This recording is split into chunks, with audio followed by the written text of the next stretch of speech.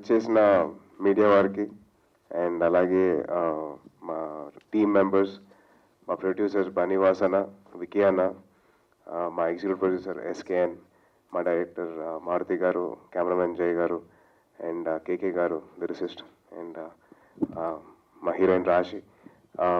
Thank you so much. First of all మాకు media నుంచి చాలా సపోర్ట్ వస్తుంది for hour film and very very happy with it. And ఈ song దగ్గరికి వచ్చేసరికి నాకు తెలిసి హీరో వచ్చేసి ఈ బుడ్డి చాలా ముద్దుగా చాలా బాగా చేశావు, చాలా క్యూట్గా ఉంది. అండ్ యష్ మాస్టర్ కొరియోగ్రఫీ అదరగొట్టాడు. Though it's a promotional video song, తను హార్ట్ అండ్ సోల్ పెట్టి ఆల్మోస్ట్ ఒక హాఫ్ డేలో మొత్తం షూట్ చేశారు. So thank you so much Yash. And దీనికి మొత్తం ఇన్స్పిరేషన్ రావడానికి, షూట్ చేయడానికి కారణం వచ్చేసి తమన్.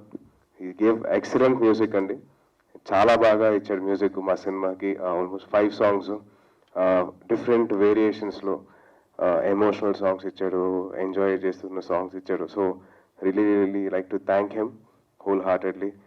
అండ్ దానికి ఇన్స్పిరేషన్, తమన్కి ఇన్స్పిరేషన్ ఇచ్చింది మారుతి అన్న. మారుతి అన్న ఫస్ట్ నాకు ఒక లైన్ చెప్పారండి, ఆల్మోస్ట్ ఒక 15 minutes. అండ్ 15 minutesలో లైన్ చెప్పి బాగుందన్న, దీన్ని డెవలప్ చేసి చెప్తారా అని అడిగాను.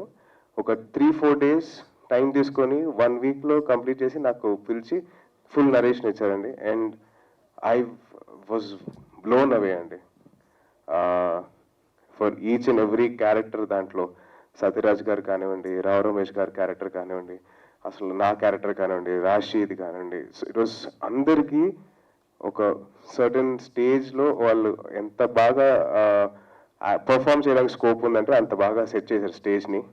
అండ్ కరెంట్ ట్రెండ్లో ఉంటూ రాశి క్యారెక్టర్ని డిజైన్ చేశారు.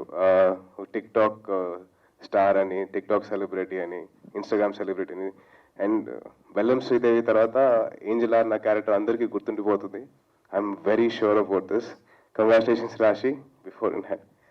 అండ్ అన్నిటికన్నా ఇంపార్టెంట్, దీంట్లో నాకు ఎటువంటి ఏమంటారు దాన్ని, నాకు డిసీజ్ లేదండి. నాకు పరిశుభ్రత, మతవరపు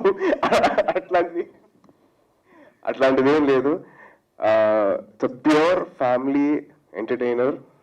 మీరందరూ వచ్చి డెఫినెట్లీ సినిమా చూసిన తర్వాత you will definitely understand that what kind of a film that we have made. Definitely we are very proud of the film, that is for sure. ఇవన్నీ పక్కన పెడితే కథ పరంగా వచ్చేసరికి మనందరం, it's a question to our self this film. మనలో మనకి question చేసేదే ఈ cinema. So I hope cinema release అయిన తర్వాత December 20th మీరు డెఫినెట్లీ దానికి ఆన్సర్ చెప్తారని అనుకుంటున్నాను. Thank you so much. జై హింద్. Thank you Tej. Thank you so much. December 20th is the release.